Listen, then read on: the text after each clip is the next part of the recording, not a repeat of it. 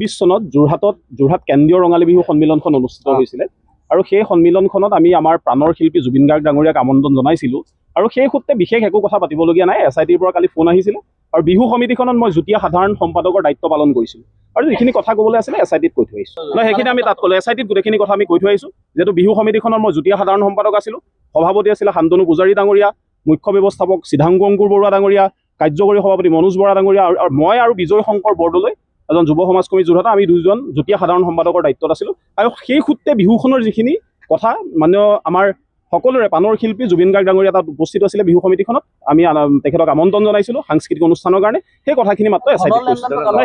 সেইখিনি বিষয়ে আমি SITত ক'লোঁ। গম পাইছোঁ, কিন্তু সেই গোটেইখিনি কথা মই SITত ইতিমধ্যে কৈ দিছোঁ। তাত কৈছোঁ, তাত গোটেইখিনি কথা কৈছোঁ। সেইখিনি কথা এতিয়া আলোচনা নকৰোঁ, তাত কৈ থৈ আহিছোঁ।